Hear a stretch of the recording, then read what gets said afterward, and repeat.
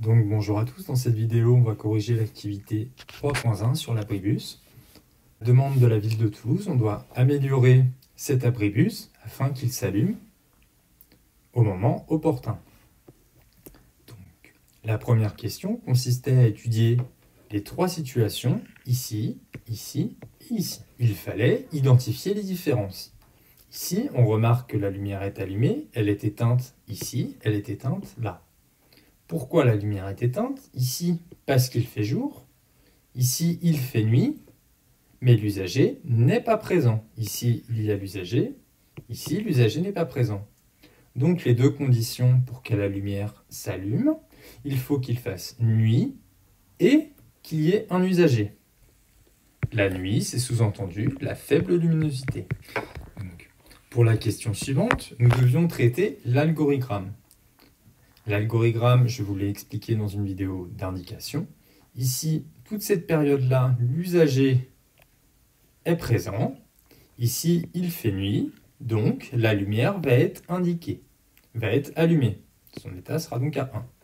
Ici, donc, dans cette zone-là, il fait jour, donc la lumière ne peut pas être allumée, même si l'usager était présent ici. Pour le cas suivant, il fait encore jour, donc la lumière ne s'allumera pas. Pour le cas ici, la lumière est éteinte, donc la lumière pourrait s'allumer si l'usager est présent. Malheureusement, l'usager n'est pas là, donc la lumière reste éteinte. Pour le dernier cas, on remarque que il fait toujours nuit, et l'usager est présent, donc la lumière va s'allumer. Ça sera représenté par un 1. Question 3. Cochez parmi cette liste de fonctionnalités qui sont nécessaires pour réaliser le fonctionnement souhaité. Permettre de connaître la direction du vent, cela ne nous intéresse pas. Permettre de connaître la présence d'un usager, cela nous intéresse. Permettre de connaître la température extérieure, cela n'a pas d'importance dans notre situation. Et enfin, connaître la luminosité, oui, nous avons besoin de connaître cela. Le capteur de luminosité permet de mesurer la luminosité à faible ambiante. Le capteur de présence permet de détecter les mouvements. La lampe permet d'éclairer un lieu. L'interface programmable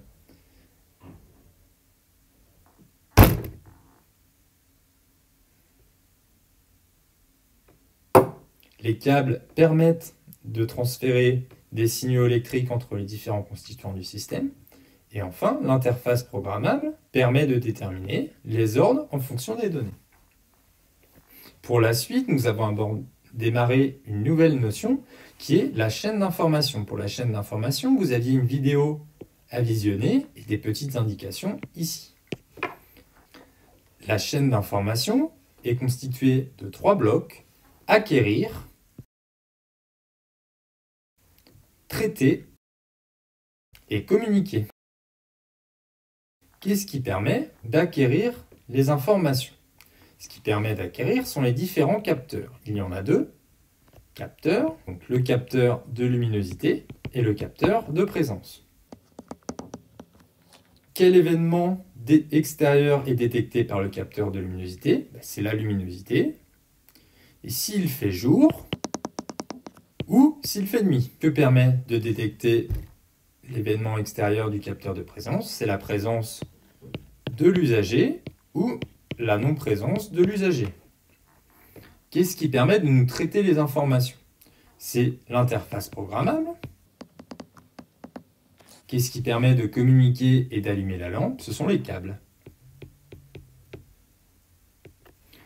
Prochainement, nous étudierons la chaîne d'énergie, où on voit comment l'énergie est convertie en énergie électrique, en énergie lumineuse. Pour cela, ici, c'était plus simplifié, on utilise uniquement la lampe. La fonction d'usage souhaité était d'éclairer l'abribus. Vous pouvez dès à présent regarder la vidéo d'indication à la suite de cette vidéo.